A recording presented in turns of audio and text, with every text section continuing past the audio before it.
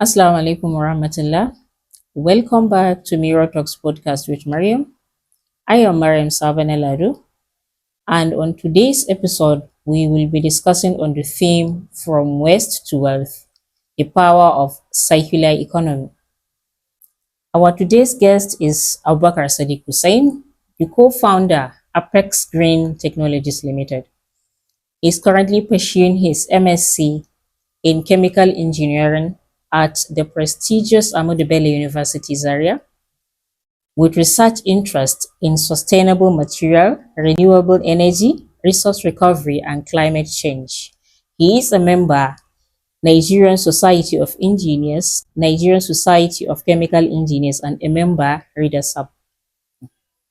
Let me begin by a quote from Ellen MacArthur, who says, and I quote, "Managing waste sustainability is not just an environmental necessity, but an economic goldmine."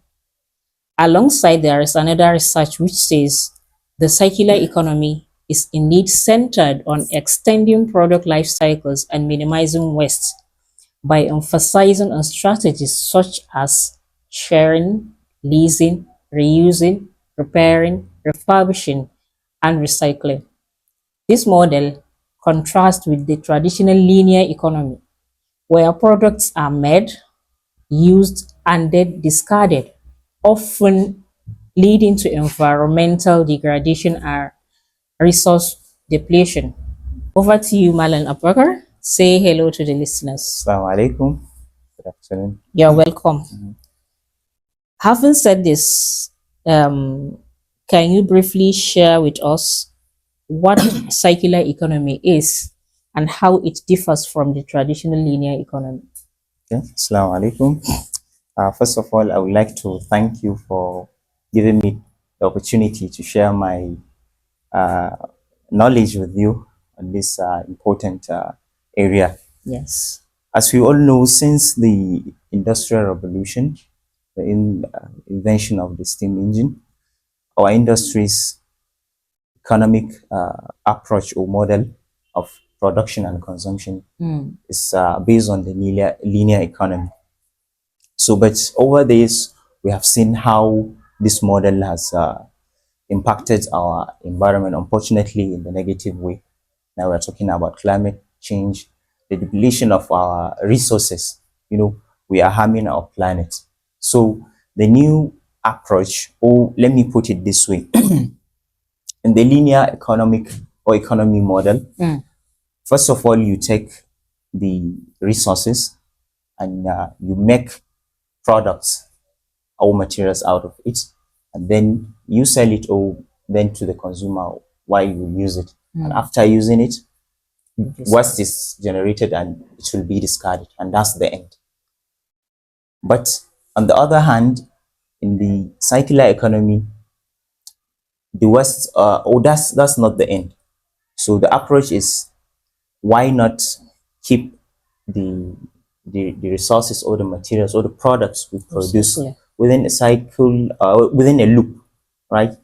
So that we minimize the use of the resources, that's the input, and also we minimize the energy and water or emissions that are negatively being affected in the environment. You minimize the waste. You, as much as you can, expand the life cycle of the products or the materials within that loop. For instance, let's say you buy a bottle of water. So ideally, if you buy a bottle of water, you just drink it and discard it. Then why not extend? Usually the life cycle will be in maybe a day or some hours, based on from the perspective of the cost consumer. So why not turn that plastic bottle into other stuffs? Maybe you store other things. You know how our mothers used to do. They don't usually, and I think they are the best. They practice this principle, and the principles which the circular economy is based on is that right from the design of the product, you cancel out waste and pollution. And the second principle is you try as much as you can to extend the life of the product or the material. And the third principle is you preserve or conserve the environment. So that's basically the difference between the linear And the and the circular. circular economy. Mashallah. So I can see you are now having your MSc in chemical engineering, but you have interest in this circular economy. What inspired you to pursue career in sustainable materials and the circular economy? Well, the inspiration, first of all, I would say, is from the background of my profession, that's chemical engineering. Okay. What we are taught in school is how you take resources or raw materials and you add value and you process it, you remove impurities, and you add value to it, to the final product. So I can see chemical engineers, have contributed to what we now see that poses that, because most of these industrial processes basically based on the principle of chemical engineering. There are other professions that are, but I felt like I have a responsibility, to correct, to make these processes more sustainable. Let us produce products that, don't harm the environment, have larger, a large life span, and they are not harmful to the environment. Another thing is that through sustainable materials, there are opportunities that jobs could be created. Oh. Now, I've seen one study that forecasts that this circular economy has the potential of generating $57 billion annually in the chemical industry alone. Wow. And if you combine with other sectors, it could be up to 712 billion US dollars annually. So just imagine if Katsina State alone will Could adopt this. just target $5 million annually from circular economic practice. You see how the life of people could be transformed. Indeed. Yeah, and yeah, I think these are some of the things that inspired me. Yeah. And the third thing is the in my early days in the university, I was interested in material science, because I could remember it's Dr. Fatima that taught us material science. And recently now, when I'm moving around, if I see stuffs on like West, you understand, in my mind I'll just be thinking, now if you take this and you do something, it's going to turn into you understand. And I could remember the other time I was passing by, I asked one of these recycling collectors of plastic. I asked him how much are they selling. They buy this plastic bottle, and he told me that they are buying it 5 naira each. This thing. Okay, so whenever I passed by and I saw a plastic, say 5 naira plus 5 naira, but I think it's money that's everywhere. And I could remember it's Inyaku, the son of former governor of he's into dairy, and he said he brought one white man into the country. He said when he comes to Nigeria, if he looks everywhere, it's money that he sees. It's money everywhere. Let me give you another example. Now, I'm sure you have a neem tree in your area, Yes. if not in your house. Do you know that seed that we usually discard, you can extract oil from it? And the neem oil, they are saying now, if maybe the last time I checked that, it's more valuable than what I'm trying to say is the cost of like a liter of neem oil. It's more expensive than the a liter of normal petrol. Yes. Oh. So now maybe a liter, you can buy a liter of neem oil at maybe 3,000 naira. Now you're buying it at 160. You see. So, and you have it all over. And the cake, if you extract that, it's a cake that's millet. You can use it to make fertilizer, organic this. So you see, Oh my goodness. we have so many resources that if we invest into it, we can we can create jobs and generate revenue. So that's some of the things that inspired me. Mashallah. So we've been advocating, or we are still advocating for the adoption of this circular economy and what have you. Can you share with us some of these challenges industries face when they are trying to transition into this circular economy? Well, challenges, that's the nature of, transformation, when you are leaving one system to another. In fact, when you are in a system, as we human beings, you find loophole, and you're trying to address that thing and move. I think that's what make us human beings. We see challenges, we face them, and we address them. Of course, circular economy has its own challenges when you're transiting to. First of all, now the culture. Like I told you, now people don't even know that there is value in all these stuffs. You understand? So we need to increase awareness. Look, people, there is money in this thing, and we can protect our environment. We can reduce the impact of climate change. We can create jobs with this approach. Okay, and secondly is regulatory or policy from the government.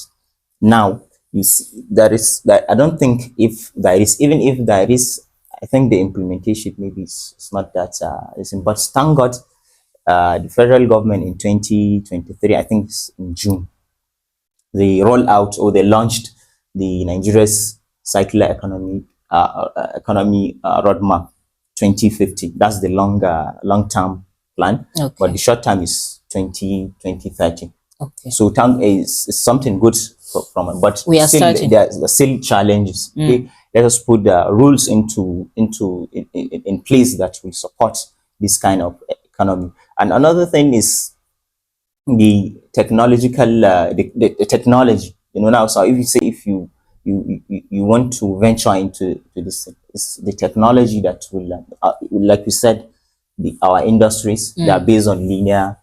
So now that means I have to change the processes to adopt The circular. to circular this thing. And one nation that is doing very well in this regard is Singapore. Yes, there are processing plants that their feedstock is based on waste. You understand? Waste generated, then that's what they use at their feedstock, not the resources and what have you. And also another thing is that is plants. And I've seen recently that Lagos State government have they have won a grant to build a power plant that is going to be run by West. I think it's about almost 120 million euros. So you see, it's even if the technology is there, but you see, it's going to be very expensive. So this is some of the challenges, to face. But they can be overcome. There shouldn't be, the barrier. A barrier per se. Yeah. Okay. How do you see small businesses and startups contributing to the circular economy without requiring significant resources? Because you just mentioned how Lagos State government now set out a huge amount of money. Then small businesses and startups, how can they contribute without requiring significant resources? All right. First of all, I think it's understanding, learning, studying this model. Concept. Yeah, the concept of, and see where you will fit in. You understand? You fit in. So, and that's the first thing. And secondly, the adoption of sustainable practices in their operations. Let me give you an example. Now, in the circular economy, they said right from the design, you don't design to emit or generate waste. So now, like adopting renewable energy sources to power your operations will be a good now. And another thing is, maybe even if you generate waste, so start thinking, where are you going to channel that waste to give you revenue.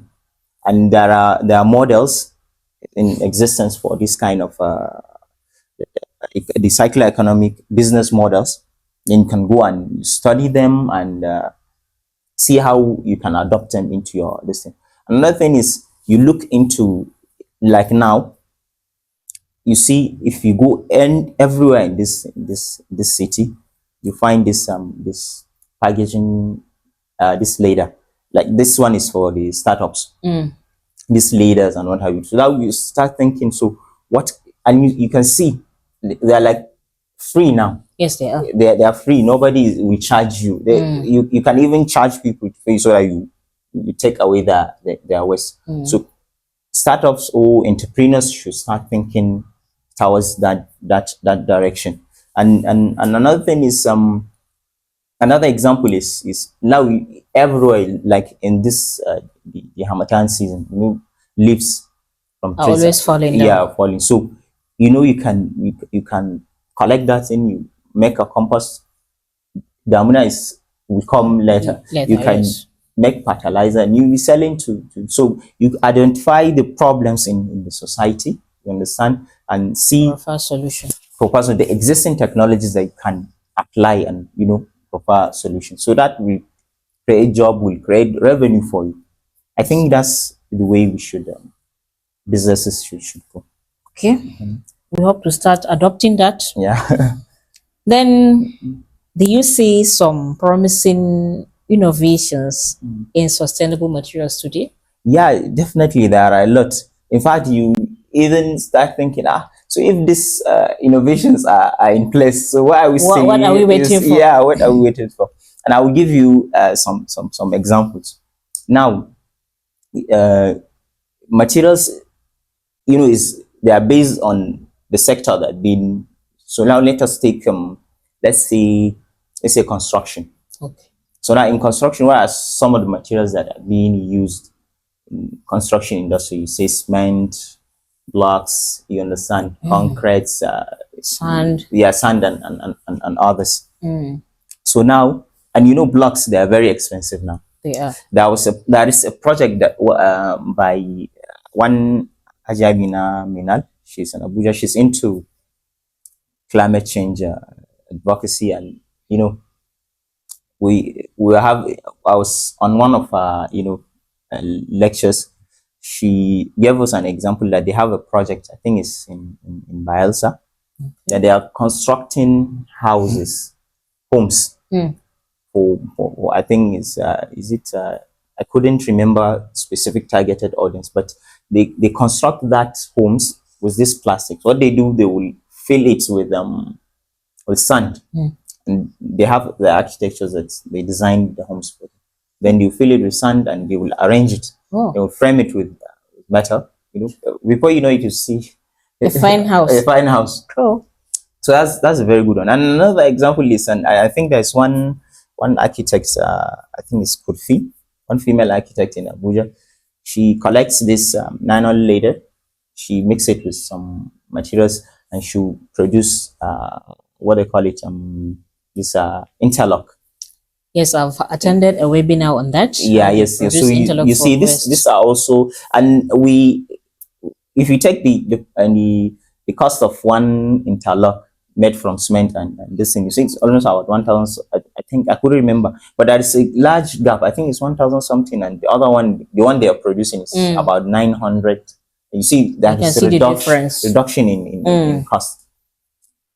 That's in the area of there are other sectors. Now, like let's take water treatment. There is this if you are rearing catfish, or you are rearing fish in extensive what they call it aquaculture.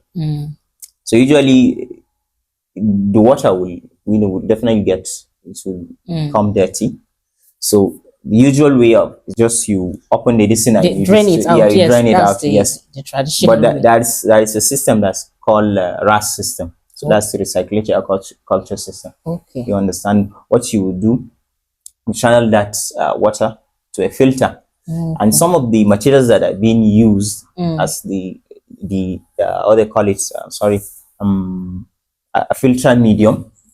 It's something that we you don't even think that you can use it for that. Like say coconut shell, the back of this thing. So they will burn it, they carbonize it. That the technical this thing they call it. And some they will treat it with some maybe acid, targeting the pollutant that they want to remove from the water, or groundnut shell, or this corn, the back of masala, if they remove the seeds, what they call it, corn covenant they call it. Okay. Yeah, so they carbonize it, then they call it activated carbon. Then you fill your this thing and you pass the water, where it will remove all the dirt, and you have your clean water. Then you put it back into the pond. All instead right? of wasting yeah, it's sort of discharging it. Okay. So these are some of the innovation that that and now there is this aquaponics, where they combine farming and aquaculture. They pass the distinct roots of the plants. They will absorb the nutrients from the water, which is what pollutes the water, and then you circulate back to the pond. There are so many innovations now. And also now, in regard to plastic, I must mention this. Usually the material that we use to make these plastics came from fossil fuels, from natural gas or petroleum. And we are trying to run away from the fossil. So now, if we said we don't want fossil fuels, so how are we going to get this one? So, and the plastics, they take thousands of years before they break down and go back to their natural state. But there are entrepreneurs now and innovators that are coming up with a way to extract the same material from plants, you understand, from renewable sources. They call them bioplastics. Okay. Maybe from the food, what they call it, from renewable sources that are not plastic, or from bio-based, and from animals and plants. Okay. So, and the good thing about that materials are they break down. Some in a week. If you throw them away, they will break down within a week. Oh. So they don't have they will not constitute any threats to the environment. Yes. And there is another material that I think recently I saw it. They design it in such a way that they can inject it into somebody's blood stream. What they call this, is it paralyzed, or this attack that usually people got, and they have clot in their in ischemic stroke. Yes, in their something like so this. they are trying to see that. So can we have something that can go into that stream and declot the veins? Okay. Yeah, it depends. So that at least someone may have chance of living. I think they said this, you have like some hours, if you have that kind of attack, you have that clot. So now, if they can just give you that shot, and it go and will declot the veins that being blocked, and prevent the flow of blood. Very interesting, though it's still in the laboratory, but they probe the concept that this material can do it. So there are a lot of them, so we can keep on talking about this. Gradually we are moving to this circular process. Yeah, definitely. Alhamdulillah. So do you think these materials, when compared to traditional ones, do they cost? Well, the cost, usually it came from how you got the raw materials. You understand, the cost of raw materials and the processes you subject it to will determine is the price of the final product. So now, see, in the conventional, so you extract. Maybe you have a mining field, you extract that thing and you transport it. You understand, you take it to your facility or processing plant. You do all this stuff. All that is money, and it's adding up to your running cost. Yes. But imagine now you can get it from the citrate. Yes. You collect it. Your doorstep. At least it will reduce the cost of. So in terms of cost, though some of them, like you said, they are being researched on, and research and development, it costs a lot of money. But once this thing is, so now let me give you an example of this solar. Before, a panel of solar is very expensive, and the batteries and what have you. But now the cost has reduced drastically. Just within short period of time, I was watching an infographics, show a graph showing how the cost of solar is reducing over the years, and you see, so that's the beauty, and everyone now is good. Before, people cannot afford solar, but now you see everybody, and new designs, new are always coming are coming. Yes.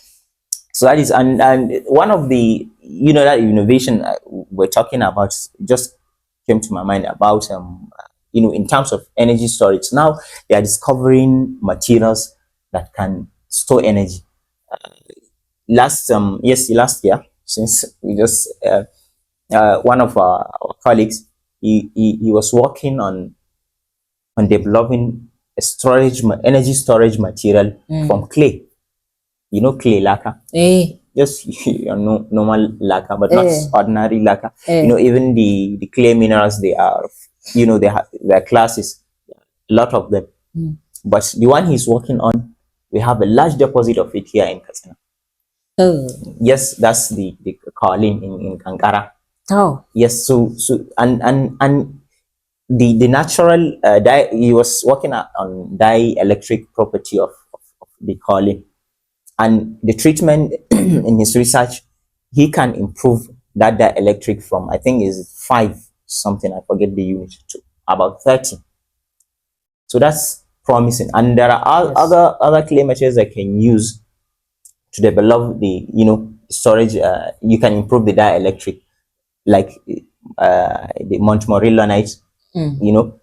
So you see, so these are some of the innovations that are coming in, and we will be seeing more of them in the coming years. Inshallah. That's talking about cost. What of functionality? Functionality is the same thing. Okay. Sometimes even these materials, because they are even better, But what people sometimes ignore is that the same, this the carbon that is in plastic, is the same carbon that is in your body. It's the same element. Okay. Yeah, but maybe just the composition is just different, but they are the same thing. Understand? Even now, let's take biogas. Biogas, what we usually generate is methane, but yes, the source is just comes from a renewable source. That means it comes from food, from the food you break it down, you generate that gas. But it's the same methane that is in the natural gas we are talking about, the one they are extracting, the LPG that you using. It's the same. It's the same chemical listing. So, and the beauty of material science is that you can improve on these properties. I'll give you an example. This even this packaging leather. Some of them you see that very low quality. Yes. But there was a guy that did the research in our department. He used date nuts. Olandebino. Yeah, that's Olandebino. He used it to improve the strength of the leather. Of the leather. What he did, even the refreshment that they distributed on that day, he used the leather that he produced. Interesting. Yeah, he brought it and he packaged this thing, and he come with some once available in the market, then they compare it with this one, and it's done very well. So you see, the functionality can be improved. Now, the beauty of this thing I'm seeing is, if this thing is to come to light, our youths, even if they don't go to study this kind of courses, they can do these things. Oh my God, there is a lot of job opportunities in this circular economy. Yes, I'm telling you, $712 billion. It's not a small money. Yes, globally, let's even in West, we're generating 300 million tons per annum globally. Yes, I think it's only 7.2% that being recycled. Okay, and in Nigeria, they said it's 27 million tons per annum. So you see, if we can turn that waste into, you imagine, and you see there are some startups now that they focuses on this area, they'll make it. yeah, they are creating a lot of jobs. You understand? There is this West Speakers Association of Nigeria. Maybe you can check their this thing on social media. They are doing uh, of good work and trying to, you know, Enlighten the public. yeah, the public, and also the ones that this Ebola bola, before you know Ebola bola, if you are doing that, you consider that as a mad bad person. But now they are making money. Yeah, it's a very big venture, you know, and they are training the pickers on safety. You understand how they will you know, make their business more professional. Sure. You understand? So there is a lot of job opportunities in this area, and we have not started yet. We are talking. This one is only when you are talking recycling. You don't talk about, you know, reusing the what they call it, referring the this thing, the some of this. You know, there's a lot of job opportunity with if it comes to circular economy. Yes, yeah, we need to start conducting trainings on this kind of. Yeah, and inshallah we'll be rolling out trainings in Katsina, because I think here in Katsina we are being left out. Yeah, but so we have a lot of waste. Yeah, we have a lot of waste. Now just imagine now if you will find use in a community, just they will be charging people in just to, even if it is 100 or 500 naira, you come to your house and you pick it, and you deposit it, what they call it, disposal, appropriate this thing, so that it will not be created. And you know, even the flood we had, I think it's last 2 years back, in the metropolis, you know, some of the contributors of this is this waste that is blocking our drainages. It is. So you see, it has a lot of it's doing a lot of damage, and it has opportunities. So then we should use it to better our lives. Alhamdulillah. Now, what do you think the world will look like if the circular economy becomes its mainstream? Well, just you'll be seeing clean cities. People will not, you know, you will not be seeing landfills. Okay. People will not be complaining that they don't have job and what have you, because there are a lot of jobs that can. Even health-wise. Yeah, and health. Yes, we didn't even talk about the health. You know, we didn't even touch that. Not to area. talk of mosquitoes. Yeah, mosquitoes and others. So the world is going to look better, honestly. You know, economically, environmentally, and health-wise, and also our lost habitats. We are going to regenerate them. You know, these trees that we are losing, maybe we'll be seeing more of them, inshallah, through this kind of practice. Alhamdulillah. Okay, so far so good, they say. What's the one message or call to action you'd like to leave with our listeners? Well, the thing, we should be responsible, you know, when it comes to our production and consumption. Okay. Let us be responsible. And I think it's one of the sustainable development goals is in SDG 12. That's responsible production and consumption. We should understand that the waste I produce, even if maybe if I have a dustbin or somebody can take it away, they go and deposit it, it will harm our environment, because it's going to generate greenhouse gases that will contribute to the climate change. And now, you know, it will be a breeding ground for mosquito and what have all some of these things that we have talked about. And it's going to bite someone, and it's going to get sick. Maybe you have net in your house, you can have you can spray. Probably some other people don't have. They don't have. Yes, so we should be responsible, and let us start thinking, how can we create businesses, business opportunities through this, you know, our approach. I think if we will do that, inshallah, we are going to help our community, and we are going to live a good life, and our children and grandchildren are going to find this world a very good place to live in. I think we should continue advocating at least in Katsina, the Katsina youth should be aware of this opportunity. And inshallah, we are trying to, at Afex Green Technologies, these are some of the things we are planning Initiatives, to roll out in partnership with other organizations that are already into business, so that we get our use, and the general public to understand the significance. Now Nigeria has a roadmap. So by 20, that's a medium distance, and 2050. So how are we going to fit in, and make our people benefit from the people like you, Sherry El Sunais, ideas on data. They are all ambassadors of this waste management. Yeah, definitely. And I saw that even and another beautiful. There's this project that idea IGDA. They are doing that. You bring plastic. Chlamydia. The app is named as Chlamydia. And you Chlamydia or Chlamydia. Yes. You are role in a course that is relevant. You get a skill that is relevant, that you can, and you are doing so many things at the same time. You're saving the environment, When you build a tree or you bring a waste, they will reward you in coins. You can either recharge your phone or recharge someone else's phone. I didn't heard about that one. The one I had is this course they're doing on monitoring and evaluation. You bring plastic, you pay the fee of the cost this new by one. 7. They have an app in the app store, yes. Oh, that's great. When you bring waste or you call them to come and collect it, they pay you in coins. You can either so you see these are some of the things that we need to be seeing. Yes. Because I think it's just 2 organizations that are doing this, so we need more of this. It's a good development. Alhamdulillah. Finally, what's the one question you'd ask your mirror if it could answer you back? Well, there are a lot of questions. Okay. But this one I can say is the one that I'll be resonating. Yes, in my mind, and asking myself now.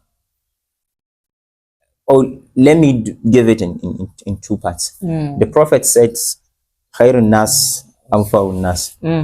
The best among is the one who is the most beneficial. Most beneficial to the people.